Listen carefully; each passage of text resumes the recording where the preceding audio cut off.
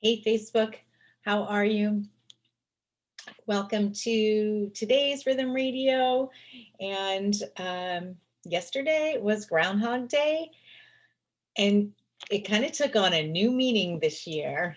I feel like the last year, almost year, has been like a Groundhog Day, many days. And I've read a couple of things just in the last day that kind of inspired my topic for today, which is trying to create a little bit of variety in our days.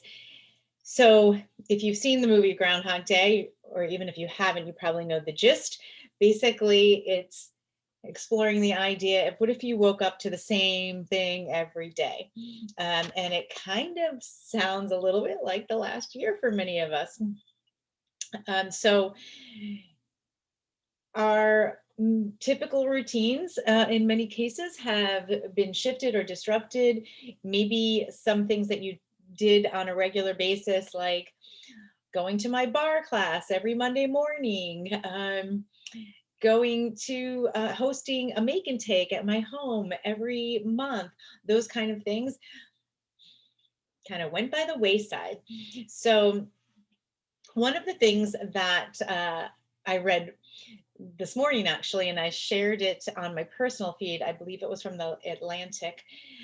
So it's, of course, a bit of a lengthy read, but well worth it, from the Atlantic, is about how we've really worked to keep our close relationships, our family, who we might be stuck in the same house with more often than usual, and our close friends. I have a group of friends. There are 5 of us that Zoom every Monday, and that's been like a lifesaver for me. These are really close friends that I've known for over 30 years, so maybe possibly closing on 40 years. um, but there are lots of groups of people in our lives that we just haven't maybe kept up with or been in touch with, or even people that we don't know, but we sort of encounter them on a daily basis. So, for example, my weekly strength training night at the gym with my workout buddy Ed, we would see some of the same people there all the time, and even though we didn't necessarily know their names, we kind of had names for all of them. So we knew who was who. We don't see those people anymore. So if you have a chance to go over to my personal feed, or maybe I'll drop it here if you're interested, I would highly recommend reading that, because it talks about how those kind of changes in our associations can really affect our mood. And I have found that it's definitely the case with me. Different networking groups that I am part of that aren't meeting together anymore. That's just people that I would typically see on a monthly basis that I'm not really interacting with anymore. But also thinking about what happens to our brain during that time. So when we have variety in our routine, when we have different encounters, this is really good for our brain. But there is a lot of information out there now about the neuroscience of what's happening to our brains during this past year. I don't know about you, but in some ways it's really become kind of a blur. Like each day sort of seems like the next day, because it's a little bit harder to register the passing of time and have distinct memories, which are stored in our hippocampus. And what's happened actually on a neuroscience level is that our hippocampus is actually shrinking when one day seems the same as the next. And I'm going to just read a little quote from a neuroscientist, Catherine Loveday, who is a professor of cognitive neuroscience who gave this example: trying to remember what's happened to you when there's little distinction between the different days is like trying to play a piano when there are no black keys to help you find your way around. So I really thought that was an interesting analogy, because a lot of the things that are distinct, like family holidays or weddings, graduations, and things like that, aren't happening. And just even gathering with coworkers in the lunchroom, things like that are not happening either. So this gives us our regular doses of cortisol and epinephrine, which comes from our nervous system. And when we also look at a lot of news or a lot of dissension in the commenting on social media, that all adds up to creating more stress in the brain and can affect things like our memory. I find, like, for me, I'm definitely feeling like I have a lot less ability to focus, concentrate, and memory. But that could just be getting older too. I don't know. Could be a lot of things.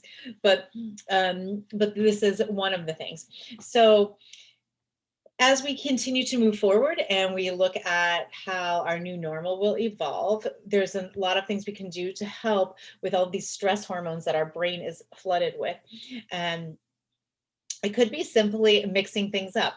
So for example, I've totally redone my office, and I don't know, we're gonna have to figure out what to do about the lighting for videos now that I'm on this side and I can't really, I don't know, hopefully, let me know. Does it look a little crazy with this bright light coming in my window? Not sure. And you can also see into my bedroom. At least my bed is made. Just pay no mind.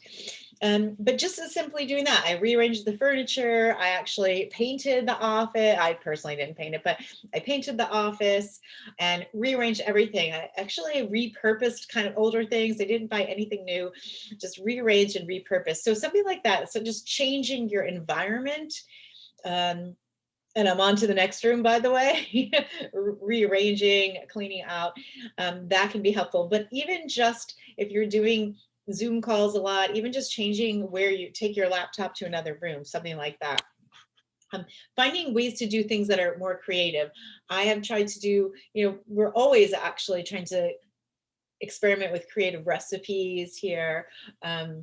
And so that's something that's kind of fun, or whatever is creative for you, whether it be painting or drawing or writing or anything like that. Trying to shake things up and being very intentional about that, because it is very easy to get into the, like, just hang out on the couch and watch Netflix, which is not bad. I definitely want some of that, but I don't want that every night. I'm very intentional about making sure I'm not sitting in front of the TV every night. So for me, it's reading.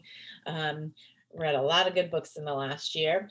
It could be also shaking up your fitness routine. I do really miss going to the gym and seeing again, like, people I don't even necessarily know their first name, but we have a connection because we take similar classes. And working out at home is not the same. I still always love to exercise every day, and I do participate in some live online classes. For example, my yoga studio, but I also do like a lot of taped things by myself. But whatever you typically do, maybe try something very different. It's a good time to do that. I'm actually going to be taking some hip hop with a local dance studio at home, but still. And thinking of ways that you can give yourself a break. So in yesterday's blog newsletter, I shared a Facebook post from Glennon Doyle, and she talked about how it is very hard to keep our pace of doing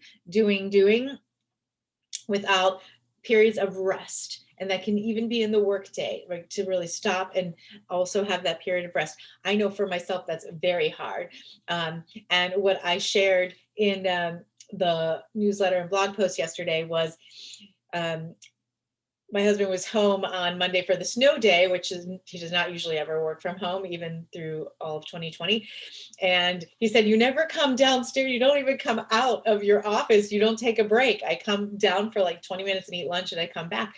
And I thought, yeah, like, what's up with that? I need to take more breaks throughout the day.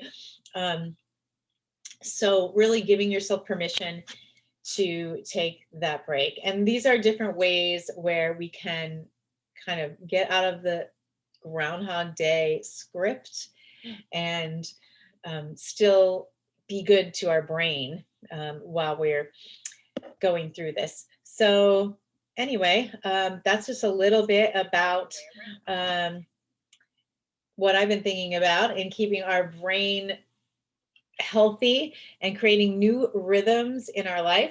I actually today am using Arbor Vitae, which is a beautiful woody oil. Let's see if it focus. Um, and I've tried to use my oils even more during this time because essential oils are a great way. They are definitely pattern interrupters. They're ways to shift our energy. So if you're struggling, connect with somebody, reach out. I know I have had a lot of days, especially in the past 3 months, the past week, really the past year, but some really hard days the last month or so. And the essential oils are really a good tool for me to change, shift a pattern, and shift my energy. This is great. It's very grounding. So if you feel like, oh, like in your head or whatever, this is a great way to ground yourself. So if you have any interest or questions, you can ask me about how to get some of that. But you keep hearing, or I keep hearing, I think we all keep hearing the phrase, we're all in this together.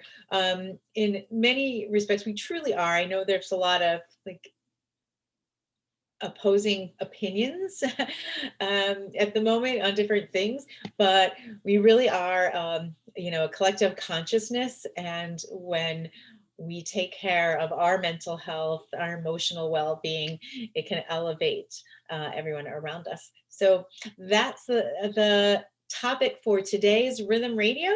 And I would be curious about your thoughts. How are you handling the whole Groundhog Day experience?